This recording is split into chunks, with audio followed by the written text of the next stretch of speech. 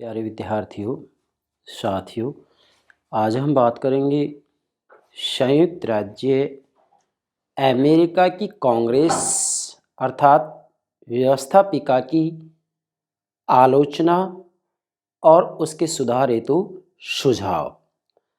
प्रत्येक प्रकार की प्रतियोगिता परीक्षा में, स्नातक स्तर, स्नातकोत्तर स्तर की परीक्षाओं में भी किसी न किसी रूप में संयुक्त राज्य अमेरिका की कांग्रेस की कार्य प्रणाली और संगठन के संदर्भ में निश्चित रूप से प्रश्न पूछा जाता है।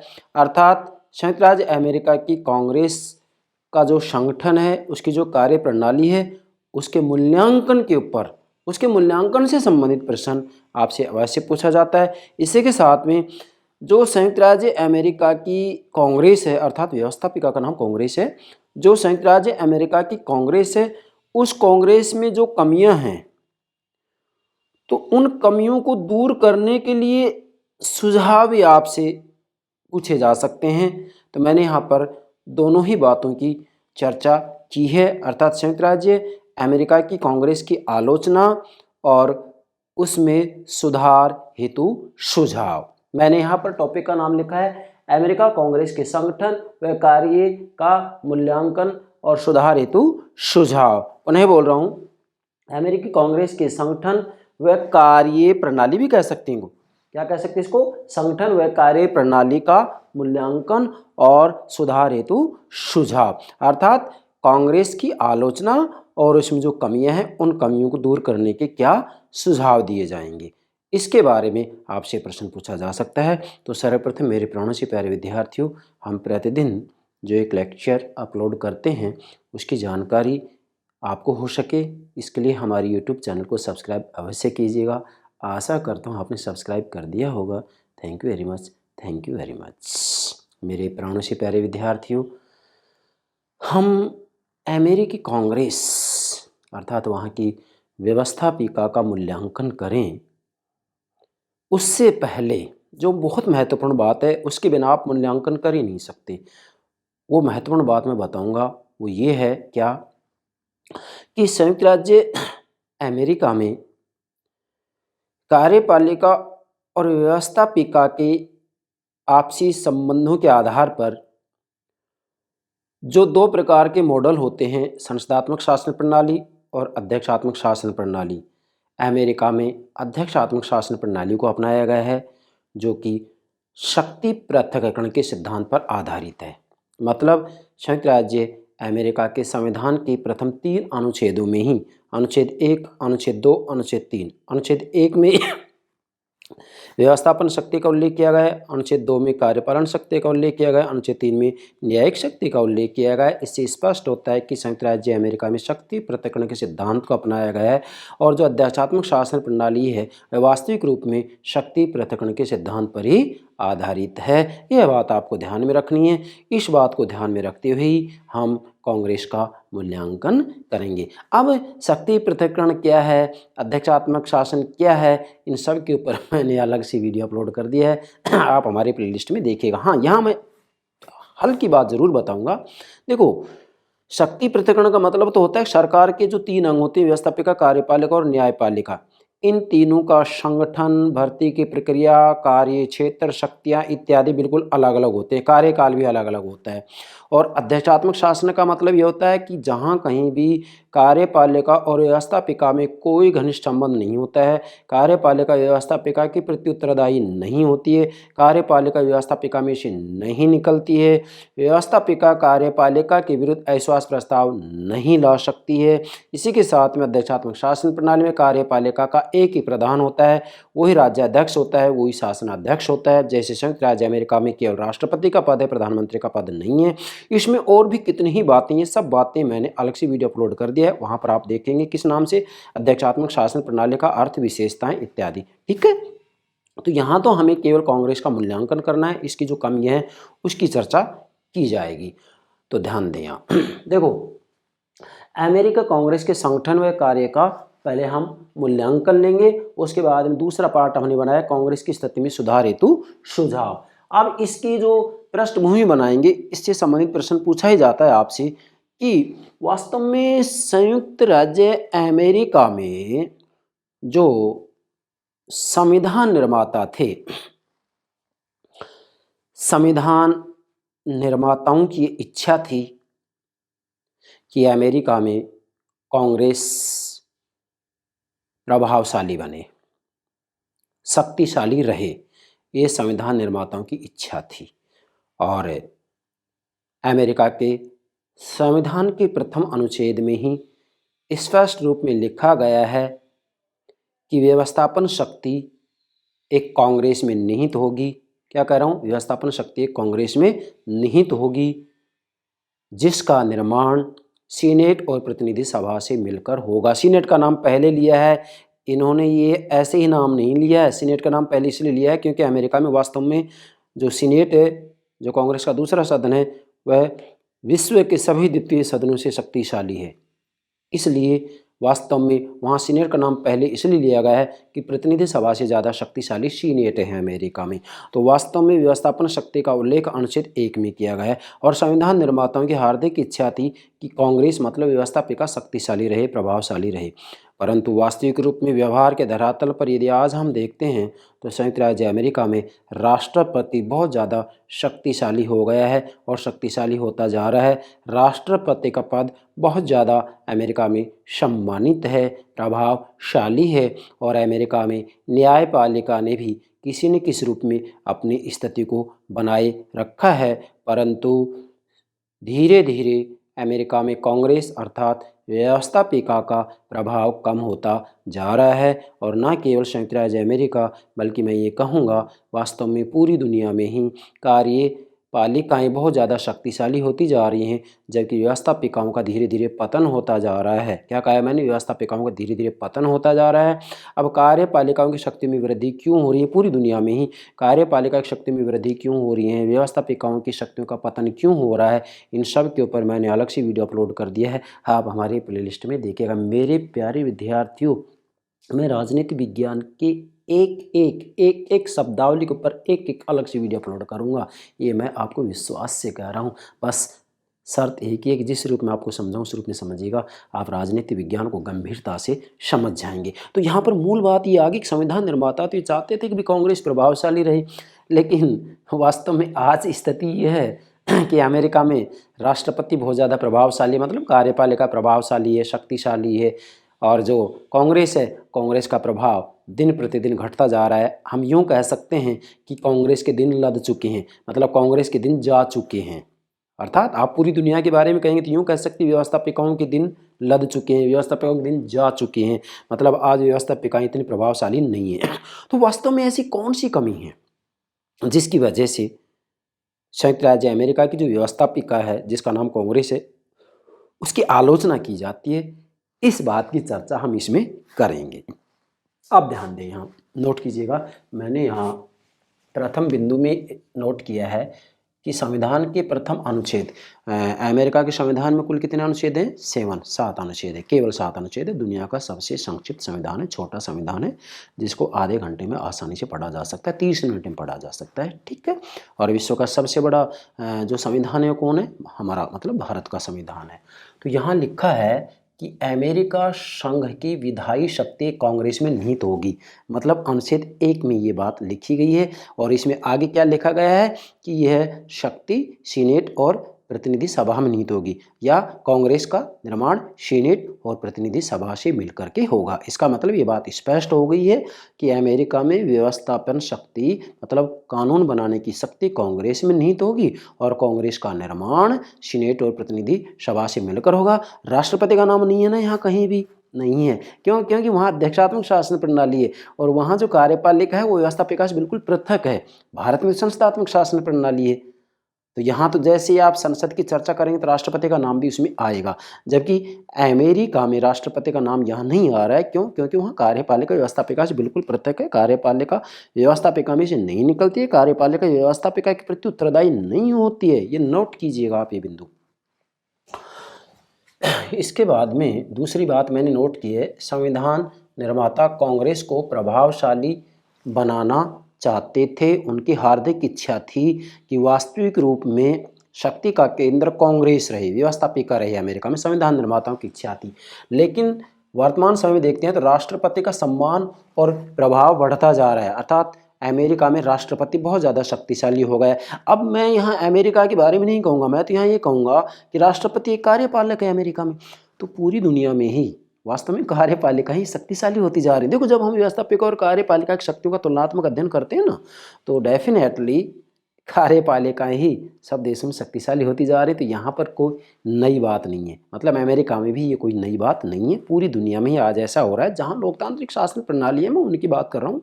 पूरी दुनिया का मतलब ये नहीं कि भी तानाशाही शासन प्रणाली में इसमें आ जाएंगे, क्योंकि वहाँ तो जो शासक होता है उसके आदेश ही कानून होते हैं, तो वहाँ पर तो ये बात लागू नहीं हो सकती है। लेकिन जहाँ लोकतांत्रिक शासन प्रणालियाँ हैं, वहाँ चाहे संसदात्मक शासन प्रणाली हो, अध्यक्षात्मक शासन प्रणाली हो, डेफिनेटली निश्चित रूप से कार्यपालिकाएं शक्तिशाली होती जा रही हैं। तो ये बात अमेरिका के ऊपर भी लागू होती है। ठीक है, राष्ट्रपति का सम्मान और प्रभाव बढ़ता जा रहा है और न्यायपालिका अपनी स्थिति बनाए रखने में सफल रही है, परंतु कांग्रेस धीरे धीरे प्रभावहीन होती जा रही है, इसकी शक्तियां धीरे धीरे घटती जा रही हैं, अर्थात अमेरिका में कांग्रेस का प्रभाव धीरे धीरे कम होता जा रहा है। ये बात आपको नोट करनी है, इसी के ऊपर चर्चा करेंगे। अब एक कोटेशन है, बहुत महत्वपूर्ण है, एक विद्वान है ऑग और रे, इसको नोट करेंगे आप। ऑग और रे एक विद्वान है, क्या कह रहे हैं, दोनों सदन मीन्स सीनेट और प्रतिनिधि सभा। भाई अमेरिका की कांग्रेस दो सदनीय है, मतलब अमेरिका में वास्तव में द्विसदनीय व्यवस्थापिका के सिद्धांत को अपनाया गया है। अर्थात जब व्यवस्थापिकाओं के संगठन का हम अध्ययन करते हैं तो मुख्यतः दो प्रकार की व्यवस्थापिकाएं होती हैं इस आधार पर, या तो एक सदनी होंगी या द्विसदनी होंगी। भाई या तो व्यवस्थापिका में एक सदन होगा या दो सदन होगा। अब जैसे भारत में दो सदन है, ब्रिटेन में भी दो सदन है, अमेरिका में भी दो सदन है, जापान में भी दो सदन है, स्विट्जरलैंड में भी दो सदन है, लेकिन चीन की बात हम करते तो वहाँ पर एक सदन है। वहाँ की व्यवस्थापिका का नाम क्या है, राष्ट्रीय जन कांग्रेस। वहाँ केवल एक ही सदन, दो सदन नहीं है, इसलिए चीन में एक सदनी व्यवस्थापिका के सिद्धांत को अपनाया गया है, जबकि अमेरिका में द्विसदनी व्यवस्थापिका के सिद्धांत को अपनाया गया है। और उन दोनों सदनों के नाम क्या हैं, अमेरिका में सीनेट और प्रतिनिधि सभा। अब इसके बारे में ये कह रहे हैं कि दोनों सदन अकुशल, गैर जिम्मेदार, विलंबकारी, फिजूल खर्च करने वाले, क्षेत्रीय प्रेमी, अपने क्षेत्र से प्रेम होता है इनको, क्षेत्रीय प्रेमी, निरुद्देश्य, इनका कोई उद्देश्य नहीं होता है, अदूरदर्शी व साधारण जनता की वित्त को अनुचित ढंग से खर्च करने वाले हैं। अब देखो, और रे ने किसके बारे में कहा है, दोनों सदनों के बारे में, इसका मतलब कांग्रेस के बारे में करें। भाई कांग्रेस मतलब व्यवस्थापिका, और व्यवस्थापिका में कितने सदन हैं, दो सदन हैं, कौन कौन, सीनेट और प्रतिनिधि सभा। और यहाँ ये विद्वान किसके बारे में करेंगे, दोनों सदन मीन सीनेट और प्रतिनिधि सभा। तो दोनों की कमियां बता रहे हैं कि दोनों सदनों में ये कमी है। अब इसका मतलब दोनों सदन में कमियां हैं, तो किसकी कमी है, ये कांग्रेस की तो कमी है। भाई कांग्रेस दो सदनी है ना, तो दोनों सदनों की बुराई हो रही है, दोनों सदनों की बुराई हो रही है, तो किसकी बुराई होगी, कांग्रेस की बुराई होगी। कांग्रेस मतलब व्यवस्थापिका, तो व्यवस्थापिका में क्या कमी है, इसकी तरफ चर्चा कर रहे हैं हम। क्या करें, दोनों सदन अकुशल हैं, गैर जिम्मेदार, विलंबकारी। ये अपने आप में स्पष्ट है, मुझे ज़्यादा यहाँ पर व्याख्या करने की जरूरत नहीं है। दोनों सदन अकुशल हैं, गैर जिम्मेदार हैं, मतलब एक दूसरे के ऊपर जिम्मेदारी डालते हैं, गैर जिम्मेदार, विलंबकारी, फिजूल खर्च करने वाले, क्षेत्रीय प्रेमी, निरुद्देश्य, अदूरदर्शी व साधारण जनता के वित्त को अनुचित ढंग से खर्च करने वाले हैं। ये किसने कहा है, और रे ने। अब देखो यहाँ लास्ट में वित्त को अनुचित ढंग से खर्च करने वाले, वास्तव में ये लोग क्या करते हैं, चाहे वो सीनेट के सदस्य हो या प्रतिनिधि सभा के, वास्तव में अपने क्षेत्र विशेष के ऊपर ज़्यादा से ज़्यादा राष्ट्रीय धन को खर्च करवाने का प्रयास करते हैं। ऐसी स्थिति में केवल क्षेत्रीय हितों को ये ध्यान में रखते हैं, राष्ट्रीय हितों को ये ध्यान में नहीं रखते हैं।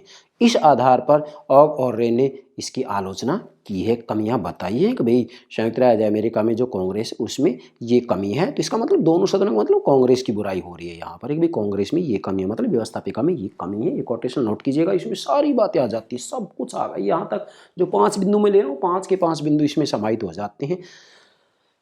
इसके बाद में हम लेंगे कांग्रेस के प्रभाव में कमी आने और उसकी आलोचना के प्रमुख कारण। मतलब वर्तमान समय में जो वहाँ की व्यवस्थापिका है जिसका नाम कांग्रेस है, उसके प्रभाव में कमी क्यों आ रही है, क्या उसके प्रभाव में कमी क्यों आ रही है और उसकी आलोचना के प्रमुख कारण क्या है, मतलब किन बिंदुओं के आधार पर उसकी आलोचना की जाती है। इन 5 बिंदुओं के आधार पर मैं आपको ये बातें समझाऊंगा जो कि एग्जाम में किसी न किसी रूप में पूछ ली जाती है। डियर स्टूडेंट्स, समझना है। इसका पहला जो बिंदु है आलोचना का या प्रभाव में कमी आने का, वो है संगठित नेतृत्व का अभाव। देखो, वास्तव में संयुक्त राज्य अमेरिका की जो कांग्रेस है, उस कांग्रेस के प्रभाव में कमी आने का मूल जो कारण है वो है संगठित नेतृत्व का अभाव, और ये इसकी आलोचना का कारण भी है। मतलब इसकी कमी निकाली जाती है कि भाई वास्तव में संयुक्त राज्य अमेरिका की जो कांग्रेस है उसमें संगठित नेतृत्व का अभाव है। क्यों है संगठित नेतृत्व का अभाव, अब समझें यहाँ। जैसे अमेरिका में क्या है, ये तो हो गया कार्यपालिका, कार्यपालिका मतलब राष्ट्रपति, राष्ट्रपति नोट कीजिएगा, और ये हो गया कांग्रेस। कांग्रेस में दोनों सदन आ जाएंगे, दोनों सदन मीन्स सीनेट और प्रतिनिधि सभा। अब देखो अमेरिका, मुझे बताइए कि जो कार्यपालिका मतलब राष्ट्रपति है, ये राज्याध्यक्ष और शासनाध्यक्ष, यहाँ एक ही अध्यक्ष होता है, अध्यक्षात्मक शासन प्रणाली ना अमेरिका में। तो मुझे बताइए क्या यहाँ पर जो ये राष्ट्रपति होता है, क्या राष्ट्रपति कांग्रेस का नेतृत्व करता है? नहीं करता है, नो, ये इसके सदस्य होते ही नहीं है। जबकि संसदात्मक शासन प्रणाली में क्या होता है, वास्तविक रूप में मंत्रिमंडल ही नेतृत्व करता है। किसका? व्यवस्थापिका का, जैसे हमारे भारत में। तो यहाँ वास्तव में राष्ट्रपति इसका नेतृत्व नहीं करता है, जबकि संसदात्मक शासन प्रणाली में वास्तविक रूप में मंत्रिमंडल के द्वारा नेतृत्व किया जाता है। क्यों? क्योंकि मंत्रिमंडल व्यवस्थापिका के सदस्य होते हैं, जैसे हमारे भारत में, और वास्तविक रूप में जो मंत्रिमंडल इसके प्रति उत्तरदायी भी होता है। जबकि अमेरिका में अध्यक्षात्मक शासन प्रणाली, तो कार्यपालिका के सदस्य व्यवस्थापिका में से नहीं निकलते हैं। कार्यपालिका व्यवस्थापिका के प्रति उत्तरदायी नहीं होती है। कार्यपालिका कांग्रेस मतलब व्यवस्थापिका का नेतृत्व नहीं करती है। इसलिए वास्तविक रूप में यहाँ जो नेतृत्व किया जाता है अमेरिका में कांग्रेस का, वो मंत्रिमंडल नहीं करता है, राष्ट्रपति नहीं करता है, नो। तो फिर कौन करता है? वास्तविक रूप में कांग्रेस का नेतृत्व विभिन्न प्रकार की समितियां करती हैं। इसी के साथ में जो प्रतिनिधि सभा का अध्यक्ष होता है, स्पीकर, उसके द्वारा किया जाता है। अब यहाँ पर जैसे नियम समिति है, नियम समिति के अध्यक्ष के द्वारा विशेषकर इसका नेतृत्व किया जाता है, और विभिन्न प्रकार की समितियों के जो अध्यक्ष होते हैं वो कांग्रेस का नेतृत्व करते हैं। इसलिए यहाँ पर नेतृत्व विभाजित रहता है, और इसी कारण यहाँ पर उत्तरदायित्व जब आता है, मतलब कोई भी यहाँ पर कार्य गलत हो जाता है तो ये एक दूसरे के ऊपर जिम्मेदारी डाल देते हैं। भाई एक समिति कह देती है कि आपके कारण ऐसा हुआ, दूसरा कह देता है आपके कारण ऐसा हुआ है, मतलब किसी की भी जिम्मेदारी निश्चित नहीं होती है। इसलिए यहाँ उत्तरदायित्व बटा हुआ रहता है। अब उत्तरदायित्व बटा हुआ रहता है, इसी कारण यहाँ पर कांग्रेस के प्रभाव में कमी आई है। जबकि संसदात्मक शासन प्रणाली में ऐसा नहीं होता है, वह वास्तविक रूप में पूरी जो जिम्मेदारी होती है वह मंत्रिमंडल की होती है। किसी भी विभाग में यदि कोई गलती होती है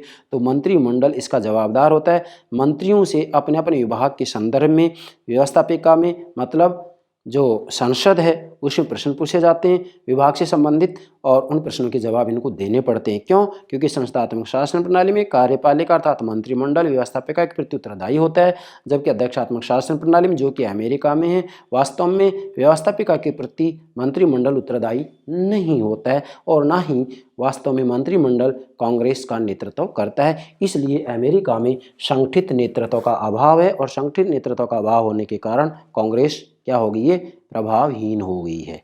ठीक है, ये इसका पहला बिंदु हो गया।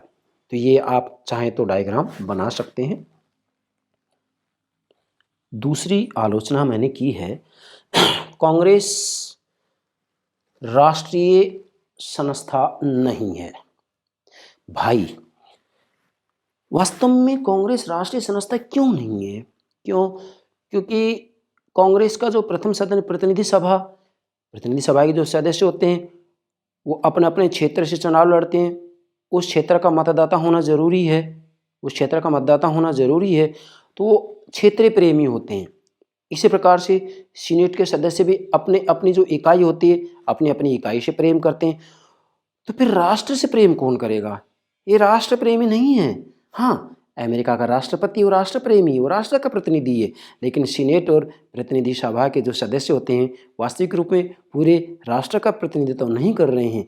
इसी कारण संयुक्त राज्य अमेरिका में जनता का जो विश्वास है वह विश्वास राष्ट्रपति पर है, मगर सीनेट और प्रतिनिधि सभा के सदस्यों पर नहीं है। क्यों? क्योंकि अपने अपने क्षेत्र से, अपनी अपनी इकाई से, जैसे सीनेट की बात आती है तो अपने अपने प्रांत से प्रेम करते हैं, प्रतिनिधि सभा के सदस्य की बात आती है तो अपने अपने क्षेत्र से प्रेम करते हैं, क्षेत्रीय प्रेमी होती हैं। इसलिए वास्तविक रूप में कांग्रेस क्या है? राष्ट्रीय संस्था नहीं है, और राष्ट्रीय संस्था नहीं है, इसी कारण इसका प्रभाव धीरे धीरे घटता जा रहा है। क्यों घटता जा रहा है? क्योंकि संयुक्त राज्य अमेरिका की जो जनता होती है वो जनता वास्तविक रूप में राष्ट्रपति से विशेष लगाव रखती है। क्यों? क्योंकि राष्ट्रपति पूरे राष्ट्र का प्रतिनिधित्व करता है, जबकि कांग्रेस अपने अपने क्षेत्र, अपने अपने प्रांत, क्षेत्र का मतलब प्रतिनिधि सभा, अपने अपने प्रांत का मतलब सीनेट के सदस्यों की बात आ रही है यहाँ, अपने अपने क्षेत्र, अपने अपने प्रांत के प्रति ही लगाव रखते हैं और उसी के प्रति वास्तविक रूप में राष्ट्रीय धन को खर्च करवाने के लिए ये दबाव डालते हैं। इसलिए वास्तव में कांग्रेस एक राष्ट्रीय संस्था नहीं है, इस कारण भी इसका प्रभाव घटता जा रहा है। नोट कीजिएगा, यहाँ एक विद्वान ने कहा है जिसका नाम है टूर्टेलोट, नोट कीजिएगा टूर्टेलोट क्या कह रहे हैं? कांग्रेस किन्हीं भी अर्थ में राष्ट्रीय प्रतिनिधियात्मक संस्था नहीं है, ये तो क्षेत्रीय और राज्य प्रतिनिधि मंडलों का योग है। देखो वही बात आ गई यहाँ, क्या कि यह तो क्षेत्रीय मतलब प्रतिनिधि सभा के जो सदस्य होते हैं वो क्षेत्रीय प्रतिनिधि होते हैं, क्षेत्र विशेष से, और राज्य प्रतिनिधि जो सीनेट के सदस्य होते हैं वो राज्य के प्रतिनिधि होते हैं। भाई अमेरिका में प्रत्येक राज्य से 2 प्रतिनिधि लिए जाते हैं, 50 राज्य वहाँ, तो प्रत्येक राज्य से 2 लिए जा रहे हैं, तो 50 गुना 2, सीनेट के सदस्य कितने हो गए? 100 हो गई। सीनेट की सदस्य संख्या कितनी है अमेरिका में? 100 है। प्रतिनिधि सभा की सदस्य संख्या कितनी है? 435 है। ठीक है, तो ये हो गया टूर्टेलोट की कोटेशन। अब इसके बाद एक बात ध्यान और देंगे कि वास्तव में संयुक्त राज्य अमेरिका में विशेषकर प्रतिनिधि सभा के जो सदस्य होते हैं, प्रतिनिधि सभा के जो सदस्य होते हैं उनका 80% समय अपनी क्षेत्रीय समस्याओं के ऊपर ही खर्च होता है। राष्ट्रीय समस्याओं की तरफ इनका ध्यान इतना नहीं होता है। राष्ट्रीय समस्याओं के ध्यान वहाँ राष्ट्रपति का होता है। राष्ट्रीय समस्याओं पर ध्यान अमेरिका में राष्ट्रपति का होता है, इसलिए अमेरिका में राष्ट्रपति प्रभावशाली होता जा रहा है। इसी कारण वहाँ पर कार्यपालिका शक्तिशाली होती जा रही है और कांग्रेस मतलब व्यवस्थापिका का प्रभाव कम होता जा रहा है। ये 2 कारण हुए। तीसरा कारण क्या है? लॉबिंग और कानून निर्माण पर अन्य दूषित प्रभाव। संयुक्त राज्य अमेरिका में कांग्रेस के प्रभाव में कमी आने का तीसरा कारण यह भी है कि वहाँ वास्तविक रूप में लॉबिंग और कानून निर्माण पर अन्य दूषित प्रभाव भी डाले जाते हैं, जिनकी वजह से कांग्रेस का जो प्रभाव है, इसकी जो छवि है, इसका जो सम्मान है वह घटता जा रहा है। कैसे भाई? वास्तव में संयुक्त राज्य अमेरिका में सबसे पहले तो लॉबिंग एक बहुत दूषित प्रथा बन गई है। लॉबिंग किसे कहते हैं? लॉबिंग कहते हैं कि कांग्रेस के द्वारा जो कानून बनाए जाते हैं उन कानूनों पर विभिन्न प्रकार के दबाव समूहों, हित समूहों के द्वारा जो दबाव डालकर कानून बनवाए जाते हैं उसे ही लॉबिंग कहते हैं। मतलब निहित स्वार्थों के द्वारा, नोट कीजिएगा, निहित स्वार्थों के द्वारा अपने हित में कानून बनवाना ही लॉबिंग है। फिर से बोल रहा हूँ, निहित स्वार्थों के द्वारा अपने हित में कानून बनवाना ही लॉबिंग है। जैसे हम कहेंगे जो प्रेशर ग्रुप होते हैं, जो दबाव समूह होते हैं, वो ये काम करते हैं। जैसे संयुक्त राज्य अमेरिका में रेल संघ है, पेट्रोल व्यापारियों का संघ है, ये वास्तव में कांग्रेस के ऊपर दबाव डाल करके अपने हित में कानून बनवाते हैं। यह जो कानून बनवाया जाता है दबाव डालकर अपने हित में, अपने स्वार्थ के लिए, वही लॉबिंग है। तो वास्तव में लॉबिंग के कारण कांग्रेस का प्रभाव कम होता जा रहा है। क्यों? क्योंकि कांग्रेस के सदस्यों को वास्तव में दबाव समूहों की बातों को मानना पड़ता है। इसी कारण यहाँ तक कहा जाता है कि संयुक्त राज्य अमेरिका में वास्तव में कांग्रेस के पीछे तो एक दूसरी कांग्रेस है, और वो दूसरी कांग्रेस कौन है? दबाव समूह है, जो कि लॉबिंग का प्रयोग कर करके अपने इच्छा अनुसार कानून बनवाते हैं। और वैसे भी कह दिया जाता है, पूरी दुनिया के बारे में कह सकते हैं कि वास्तविक रूप में विधायिका के पीछे दूसरी विधायिका सब देशों में पाई जाती है। वो विधायिका कौन सी? विधायिका के पीछे विधायिका दबाव समूह तो है भाई। वास्तव में कानून बनाने वाले तो हमें लगता है कि विधायक कानून बना रहे हैं, मतलब संसद के सदस्य कानून बनाते हैं, लेकिन सच्चाई ये है कि उन विधायकों के पीछे दूसरी विधायिका है, और वो कौन है? दबाव समूह, प्रेशर ग्रुप होते हैं। प्रेशर ग्रुप के ऊपर, दबाव समूह के ऊपर मैंने अलग से वीडियो अपलोड कर दी है, आप हमारे प्लेलिस्ट में देखिएगा। बार बार देखो, मैं प्रत्येक बिंदु में एक बात बोल रहा हूँ कि प्लेलिस्ट में देखिएगा, इसका मतलब प्रत्येक टॉपिक में मैंने अलग से वीडियो अपलोड कर दी है। इसके बाद में अमेरिका में पार्क बैरल व्यवस्थापन और है, बहुत ही गलत प्रथा है ये। आपसे एग्जाम पूछा जा सकता है पार्क बैरल व्यवस्थापन क्या है, देखिएगा। संयुक्त राज्य अमेरिका में विशेषकर प्रतिनिधि सभा के सदस्यों के द्वारा राष्ट्रीय धन को ज़्यादा से ज़्यादा ये प्रयास किया जाता है कि अपने क्षेत्र के ऊपर खर्च किया जाए। प्रत्येक प्रतिनिधि सभा का सदस्य ये बात चाहता है कि राष्ट्रीय धन को ज़्यादा से ज़्यादा अपने क्षेत्र पर खर्च किया जाए, और अपने क्षेत्र पर खर्च करने के लिए उनके द्वारा प्रयास किया जाता है कि ज़्यादा से ज़्यादा राष्ट्रीय धन को यहाँ पर लाया जाए। राष्ट्रीय धन को क्षेत्र पर खर्च करने के लिए जो प्रयास किया जा रहा है वह ही पार्क बैरल व्यवस्थापन है।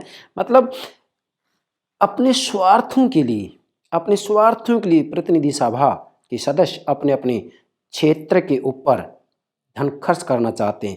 क्षेत्रीय हितों को ध्यान में रखते हुए राष्ट्रीय हितों का त्याग किया जा रहा है, और क्षेत्रीय हितों को ध्यान में रखते हुए क्षेत्र विशेष के ऊपर राष्ट्रीय धन को ज़्यादा से ज़्यादा खर्च करने का प्रयास किया जाता है। तो ये क्या अच्छी प्रथा है? ये गलत प्रथा है। इसे कहते हैं पार्क बैरल व्यवस्थापन। तो इस कारण भी जो है कांग्रेस का प्रभाव घटता जा रहा है। क्यों? क्योंकि सब क्षेत्रीय प्रेमी अपने अपने क्षेत्र के ऊपर ज़्यादा से ज़्यादा धन खर्च करना चाहते हैं। क्षेत्रीय समस्याओं की तरफ ध्यान है, क्षेत्रीय विशेष के ऊपर धन खर्च कर रहे हैं, राष्ट्रीय हितों की तरफ ध्यान नहीं है, क्षेत्रीय हितों की तरफ ध्यान है, और क्षेत्रीय हितों के ऊपर ज़्यादा से ज़्यादा धन खर्च करवाने का प्रयास किया जा रहा है। ज़्यादा से ज़्यादा धन खर्च करवाने का जो प्रयास किया जाता है क्षेत्रीय विशेष के लिए, वह ही क्या है? पार्क बैरल व्यवस्थापन है। तो अमेरिका में यह भी एक बुरी प्रथा है। इस कारण भी जो है कांग्रेस का प्रभाव कम होता जा रहा है। तीसरा है लॉग रोलिंग। लॉग रोलिंग का मतलब होता है एक प्रकार से धक्का लगाना। रोलिंग का मतलब होता है लकड़ियों का गोल गोल गट्ठर, उसको धक्का लगाना। इसका मतलब क्या है कि संयुक्त राज्य अमेरिका में प्रतिनिधि सभा के सदस्यों के द्वारा जो अपने क्षेत्रीय विशेष के लिए राष्ट्रीय धन को ज़्यादा से ज़्यादा खर्च करवाने का प्रयास किया जा रहा है, अपने क्षेत्र के लिए ज़्यादा से ज़्यादा धन लाने का प्रयास करते हैं। एक तो ये बात, और इसी के साथ में कानून निर्माण के लिए वास्तव में ये लोग, मतलब कांग्रेस के सदस्य विशेषकर सीनेट के सदस्य कानून निर्माण के लिए अपने जो निहित स्वार्थों से संबंधित विधेयक होते हैं उनको पारित कराने के लिए या आपस में गठबंधन कर लेते हैं कि भाई चलो इस कानून को पास करवा देते हैं, आगे कभी हम भी इस तरह का जो है कानून बनवाना चाहेंगे तो ये भी इसको पारित कर देंगे। मतलब वास्तविक रूप में यहाँ पर एक प्रकार से निहित स्वार्थों वाले लोग का मतलब सीनेट के सदस्य, प्रतिनिधि सभा के सदस्य, निहित स्वार्थों वाले लोग एकजुट हो जाते हैं, गठबंधन कर लेते हैं और उस विधेयक को जो है पारित करवा देते हैं। इसे कहते हैं लॉग रोलिंग। मतलब निहित स्वार्थों के लिए कानून को पारित करवाना या निहित स्वार्थों के लिए विधेयक को अधिनियम का रूप दिलवाने के लिए जो गठबंधन किया जाता है वह गठबंधन ही लॉन्ग रोलिंग कहलाता है। मतलब वास्तविक रूप में हम ये कहेंगे कि कांग्रेस के अंतर्गत विशेषकर सीनेट में सीनेटरों के द्वारा एक प्रकार से गठबंधन कर लिया जाता है। क्या गठबंधन कर लिया जाता है कि भैया अब हम इस कानून को पारित करेंगे, तो किसके लिए? स्वार्थ के लिए। तो निहित स्वार्थों के लिए, अपने क्षेत्र के लिए ज़्यादा से ज़्यादा धन खर्च करने के लिए ये गठबंधन बना लेते हैं। ये जो गठबंधन होते हैं गठबंधन ही लॉन्ग रोलिंग कहलाता है। लॉन्ग रोलिंग कहलाता है मतलब एक प्रकार से सीनेट के सदस्य मिल करके जो है कानून को, विधेयक को धक्का लगा देते हैं कि चलो अभी इस विधेयक को अधिनियम का रूप दिला देते हैं, आगे जब कभी हमें इस प्रकार के कानून की ज़रूरत पड़ेगी तो ये लोग हमारा भी सहायता कर देंगे। मतलब एक प्रकार से एक दूसरे का सहयोग कर रहे हैं पक्ष विपक्ष वाले कि भी चलो इस बार इस विधेयक को पारित करवा देते हैं, अगली बार जब हमारी बारी आएगी तो ये भी इस विधेयक को पारित करा देंगे। तो इसलिए लॉन्ग रोलिंग का मतलब क्या है? लॉन्ग रोलिंग का मतलब है कानून निर्माण में निहित स्वार्थों वाले लोग जो गठबंधन बनाते हैं और उस गठबंधन के परिणाम स्वरूप जो विधेयक को अधिनियम का रूप दे दिया जाता है, सहयोग किया जाता है, वह ही लॉन्ग रोलिंग है। तो अमेरिका में वास्तव में लॉबिंग, पार्क बैरल व्यवस्थापन और लॉन्ग रोलिंग की जो प्रथा है, इसके कारण भी जो है कांग्रेस का प्रभाव कम हो गया है।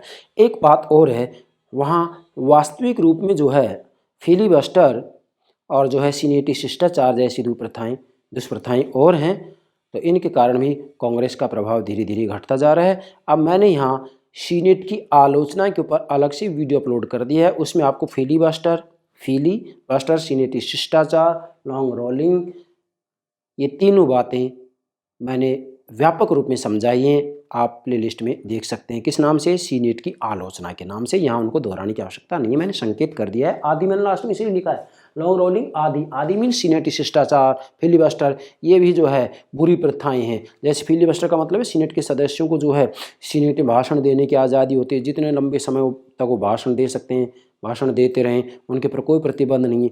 तो ये कोई अच्छी प्रथा नहीं है, इसके कारण भी जो कांग्रेस का प्रभाव घटता जा रहा है। और सीनेटी शिष्टाचार में क्या होता है कि राष्ट्रपति और सीनेट अपनी इच्छा अनुसार अपने अपनों को जो है नियुक्त कर देते हैं। जैसे राष्ट्रपति जिन लोगों की नियुक्ति करता है तो सीनेट का समर्थन जरूरी होता है, तो सीनेट समर्थन दे देता है राष्ट्रपति को, चलो आप इनकी नियुक्ति कर दो। क्यों?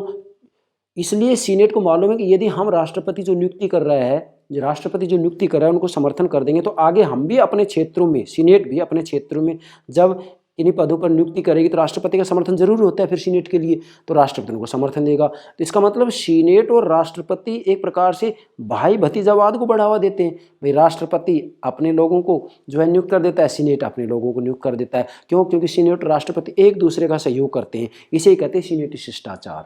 समझ गए? तो ये सारा जो है कमियां हैं, इस कारण भी कांग्रेस का प्रभाव जो है कम होता जा रहा है। चौथा है प्रशासन और कांग्रेस में पृथक्करण की स्थिति। कांग्रेस के प्रभाव में कमी आने का मूल कारण यह भी है कि वहाँ पर प्रशासन और कांग्रेस में पृथक्करण की स्थिति है। क्यों है? क्योंकि अमेरिका में अध्यक्षात्मक शासन प्रणाली अपनाई गई है, और अध्यक्षात्मक शासन प्रणाली होने के कारण वहाँ पर कांग्रेस मतलब व्यवस्थापिका, प्रशासन मतलब कार्यपालिका और व्यवस्थापिका एक दूसरे से बिल्कुल पृथक हैं। वैसे देखा जाए तो वहाँ कार्यपालिका का नेतृत्व तो राष्ट्रपति कर रहा है, लेकिन राष्ट्रपति को कार्यपालिका के क्षेत्र में शक्तियाँ प्राप्त हैं, प्रशासन क्षेत्र में शक्तियाँ प्राप्त हैं, परंतु सीनेट से समर्थन लेना पड़ता है। और सीनेट को भी वास्तव में जब कोई नियुक्तियाँ करता है तो प्रशासन मतलब राष्ट्रपति समर्थन लेना पड़ता है। तो एक तरफ तो पृथक्करण कर दिया गया है, और दूसरी तरफ जो है राष्ट्रपति किसी भी रूप में विदेशी से संदेह करता है तो सीनेट का समर्थन जरूरी है। तो वास्तव में ये एक प्रकार से एक ऐसी प्रवृत्ति हो गई कि एक तरफ तो इन दोनों को पृथक कर दिया, और दूसरी तरफ जो है राष्ट्रपति कोई भी नियुक्ति कर रहा है, संधि करता है तो सीनेट का समर्थन जरूरी होता है। परंतु ये दोनों एक दूसरे से पृथक हैं। पृथक क्यों हैं? क्योंकि कांग्रेस मंत्रिमंडल के विरुद्ध, मुझे बताइए, कांग्रेस मतलब व्यवस्थापिका, प्रशासन मतलब कार्यपालिका, व्यवस्थापिका कार्यपालिका के विरुद्ध अविश्वास प्रस्ताव ला ही नहीं सकती है। तो ये वास्तव में जिम्मेदारी किसकी होगी? फिर यहाँ जिम्मेदारी किसकी होगी? तो ऐसी स्थिति में कहा जा सकता है कि वास्तव में अमेरिका में शक्ति पृथक्करण सिद्धांत के ऊपर अध्यक्षात्मक शासन प्रणाली का निर्माण किया गया है, और ऐसी स्थिति में वहाँ कार्यपालिका और व्यवस्थापिका एक दूसरे से बिल्कुल पृथक हैं। तो इस कारण वास्तविक रूप में कांग्रेस का प्रभाव धीरे धीरे कम होगा। क्यों होगा? क्योंकि वास्तव में जो राष्ट्रपति होता है वो पूरे राष्ट्र का नेतृत्व करता है, पूरे राष्ट्र का प्रतिनिधि होता है, जबकि कांग्रेस के सदस्य क्षेत्र विशेष के प्रतिनिधि होते हैं। जैसे प्रतिनिधि सभा के सदस्य क्षेत्रीय स्तर के प्रतिनिधि होते हैं, सीनेट के सदस्य संघ की इकाई जो होती है, प्रांत होते हैं, जो राज्य होते हैं, उनके प्रतिनिधि होते हैं, ये राष्ट्र के प्रतिनिधि नहीं होते। इसलिए राष्ट्रपति का प्रभाव बहुत ज़्यादा हो जाता है और कांग्रेस का प्रभाव घट जाता है। और ये बात मैंने प्रारंभ में ही आपको बता दी थी कि संविधान निर्माता तो ये चाहते थे, कि भी कांग्रेस प्रभावशाली हो, लेकिन व्यवहार में देखते हैं तो राष्ट्रपति प्रभावशाली हो गए। इसका कारण भी है, क्यों? क्योंकि राष्ट्रपति पूरे राष्ट्र का प्रतिनिधि होता है और जनता का विश्वास भी कांग्रेस पर नहीं रहता है, राष्ट्रपति पर विश्वास होता है, इसलिए राष्ट्रपति प्रभावशाली बन गए हैं और कांग्रेस का प्रभाव घटता जा रहा है। पांचवा है सर्वोच्च न्यायालय की न्यायिक पुनरावलोकन की शक्ति। आप ध्यान दीजिएगा, सर्वोच्च न्यायालय की न्यायिक पुनरावलोकन की शक्ति। वास्तव में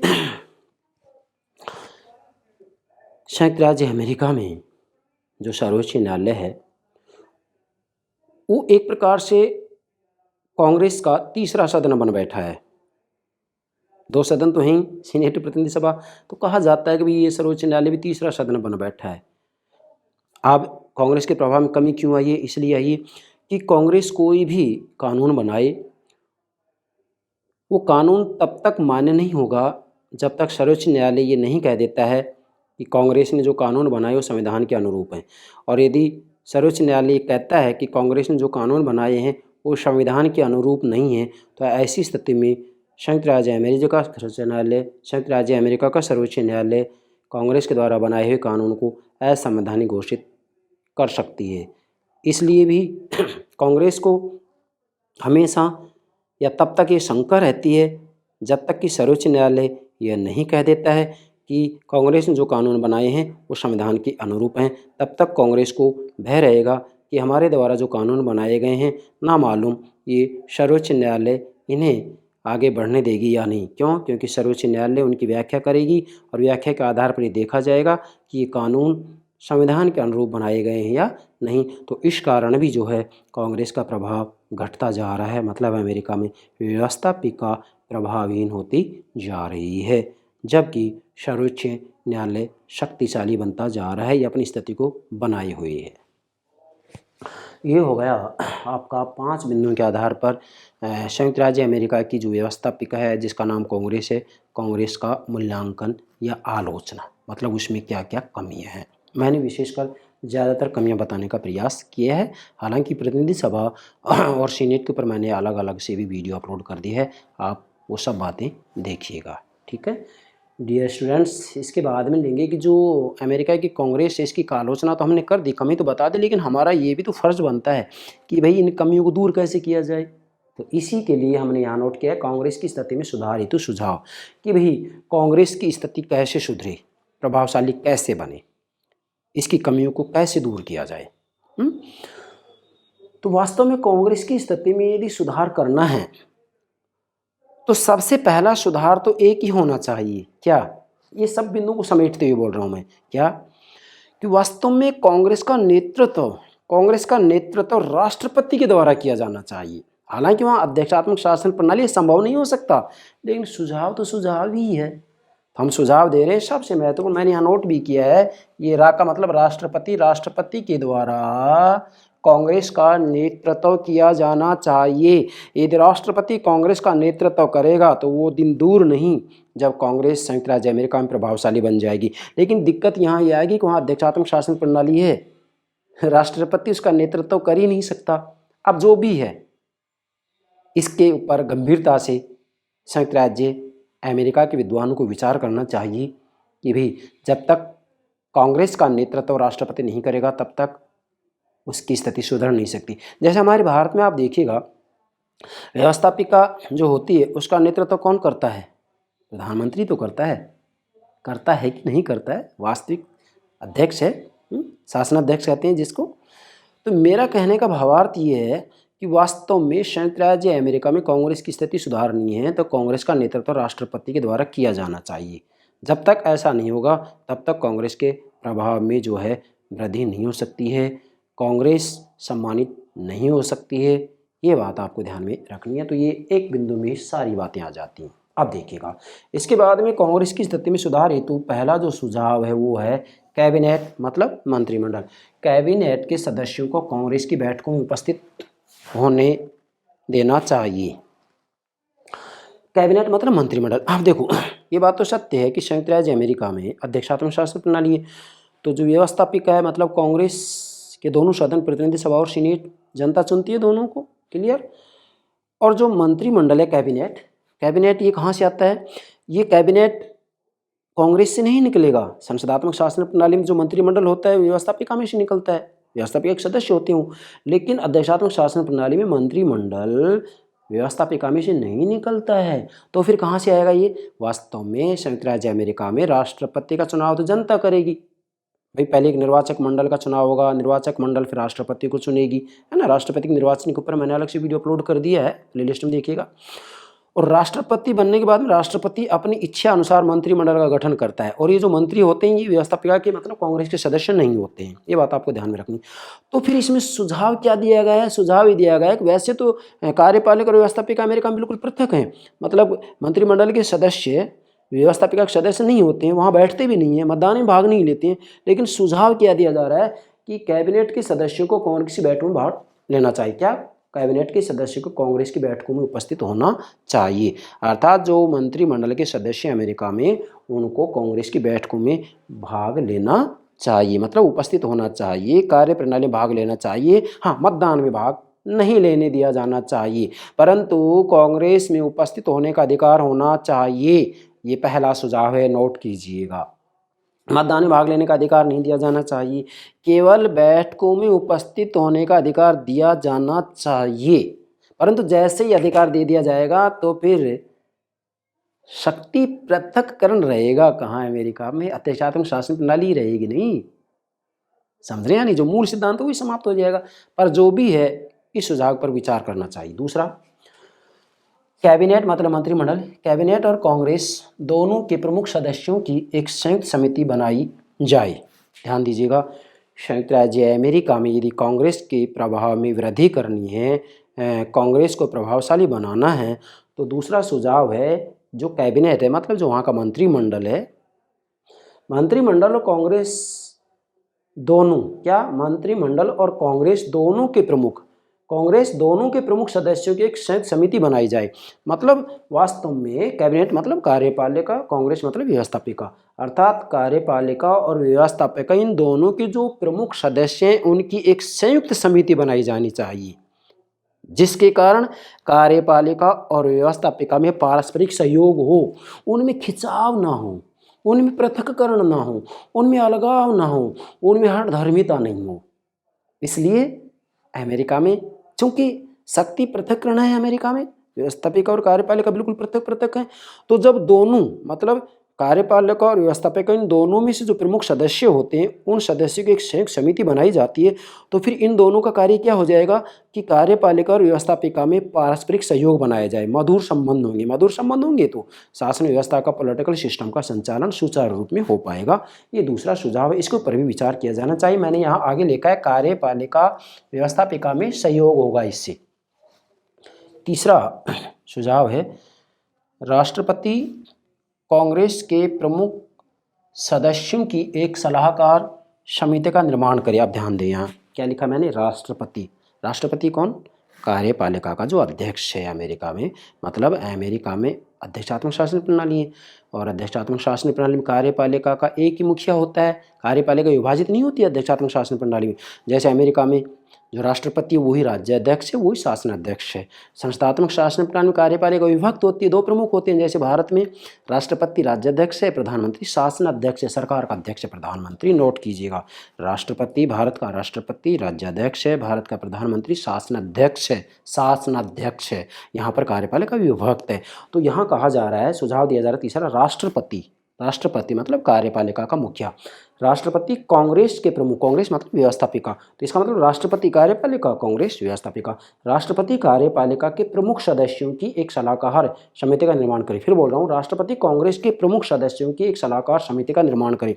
मतलब राष्ट्रपति अलग से जो कांग्रेस के प्रमुख सदस्य हैं उनकी एक सलाहकार समिति का निर्माण करे, जिससे कि वास्तव में इन दोनों में जो है पारस्परिक संबंध रहते हुए, मधुरता रहते हुए शासन व्यवस्था का संचालन किया जा सके। ये तीसरा सुझाव है। अब यहाँ निष्कर्ष में मैंने क्या बात बताई? यहाँ निष्कर्ष में ये बात बताऊंगा कि संयुक्त राज्य अमेरिका में अध्यक्षात्मक शासन प्रणाली है, और अध्यक्षात्मक शासन प्रणाली है तो मेरे भाई इन तीनों में से कोई भी सुझाव नहीं माना जा सकता। क्यों नहीं माना जा सकता? क्योंकि वहाँ शक्ति पृथक्करण है। भाई शक्ति पृथक्करण के सिद्धांत पर ही तो अध्यक्षात्मक शासन प्रणाली गठित की जाती है। अब यहाँ जब ये सुझाव मान लिए जाएंगे तो शक्ति पृथक्करण समाप्त हो जाएगा, अध्यक्षात्मक शासन प्रणाली बची कहाँ, फिर वो संसदात्मक शासन प्रणाली बन जाएगी। इसलिए इन तीनों सुझावों को मानने में परेशानी तो आएगी, लेकिन फिर भी इन तीनों सुझावों पर विचार किया जाना चाहिए। फिर मैंने यहाँ नोट किया है, शासन व्यवस्था का मूल आधार शक्ति विभाजन का सिद्धांत है, शक्ति पृथक्करण सिद्धांत है अमेरिका में। जैसे अनुच्छेद 1, 2, 3 में साफ लिखा है व्यवस्थापन, कार्यपालन और न्यायिक शक्ति। भाई अनुच्छेद 1 में व्यवस्थापन शक्ति, अनुच्छेद 2 में कार्यपालन, अनुच्छेद 3 में न्यायिक शक्ति का उल्लेख किया गया है। मतलब अमेरिका में शक्ति पृथक्करण सिद्धांत की स्पष्ट बात की गई, व्यवस्थापिका, कार्यपालिका और न्यायपालिका के जो सदस्य होंगे उन सदस्यों का जो है कार्यकाल अलग अलग होगा, उनकी शक्तियाँ अलग अलग होंगी, भर्ती का तरीका भी बिल्कुल अलग अलग होगा, ये तीनों एक दूसरे के ऊपर निर्भर नहीं होंगी। शक्ति पृथक्करण को अपनाया गया है। तो फिर ये सुझाव मानने का तात्पर्य सिद्धांत का त्याग। अगर ये सुझाव तीनों मान लिए तो इसका मतलब शक्ति पृथक्करण का सिद्धांत समाप्त हो गया। लेकिन कांग्रेस की स्थिति और संपूर्ण पॉलिटिकल सिस्टम में सुधार के लिए इन सुझावों पर गंभीरता के साथ विचार की आवश्यकता है। ये बात सत्य है कि अगर आपको कांग्रेस की स्थिति सुधारनी है पूरे पॉलिटिकल सिस्टम में राजनीतिक व्यवस्था में, मैंने यहाँ लिखा है संपूर्ण पॉलिटिकल सिस्टम मतलब संपूर्ण राजनीतिक व्यवस्था में सुधार के लिए इन सुझावों पर गंभीरता के साथ विचार की आवश्यकता है। ये बात सत्य है कि वहाँ शक्ति पृथक्करण इन सुझावों को मानने में परेशानी आएगी, लेकिन फिर भी क्या है, मैंने यहाँ लिखा है लेकिन कांग्रेस की स्थिति और संपूर्ण पॉलिटिकल सिस्टम में सुधार के लिए इन सुझावों पर गंभीरता के साथ विचार की आवश्यकता है। अर्थात इन सुझावों पर जो है गंभीरता से विचार किया जाना चाहिए। ये बात सत्य है कि वहाँ पर शक्ति पृथक्करण का सिद्धांत है और इन सुझावों को यदि माना जाता है तो शक्ति पृथक्करण के सिद्धांत का त्याग होता है। बड़ी दुविधा है, लेकिन फिर भी यदि आपको अमेरिका के संपूर्ण पॉलिटिकल सिस्टम को, संपूर्ण राजनीतिक व्यवस्था में सुधार लाना है तो फिर इन सुझावों के अलावा और कोई चारा है भी नहीं। यह बात भी आपको ध्यान में रखनी है। ये हो गए कांग्रेस की स्थिति में सुधार हेतु सुझाव। और भी बहुत सुझाव हैं, जैसे मैं आपको यहाँ बताऊँगा कि लॉबिंग की प्रथा है, इसके लिए भी सख्त कानून बनाया जाए। 1946 में वहाँ प्रयास भी किया गया था, लेकिन अभी तक इसके ऊपर ज़्यादा दबाव नहीं पड़ा है। लॉबिंग की प्रथा जारी है। फिर पार्क बैरल व्यवस्थापन है, इसके ऊपर भी रोक लगाई जानी चाहिए। लॉन्ग रोलिंग की प्रथा, इसके ऊपर भी रोक लगाई जानी चाहिए, क्योंकि इससे कांग्रेस का प्रभाव घट रहा है। फिलीबस्टर की प्रथा है, वहाँ पर सीनेट के सदस्य कितने समय तक भाषण दे सकते हैं, कोई प्रतिबंध नहीं है। इसके ऊपर भी जो प्रतिबंध किया जाना चाहिए, कुछ समय निर्धारित किया जाना चाहिए। सीनेटी शिष्टाचार की प्रथा है, वहाँ के राष्ट्रपति और सीनेट मिलकर के आपस में अपने अपने सदस्यों को नियुक्त कर देते हैं, भर्ती कर देते हैं, भाई भतीजावाद बढ़ता है इससे। तो सीनेटी शिष्टाचार के ऊपर भी जो है कठोर से कठोर कानून बनाया जाना चाहिए। ऐसे कितने ही सुझाव दिए जा सकते हैं जिससे कि कांग्रेस के प्रभाव में जो है वृद्धि की जा सकती है। आशा करता हूँ मेरे प्राणों से प्यारे विद्यार्थियों, आप कांग्रेस का मूल्यांकन और इसकी स्थिति में सुधार के लिए जो मैंने 3 सुझाव दिए हैं वो ठीक से समझ में आ गए होंगे। Thank you very much.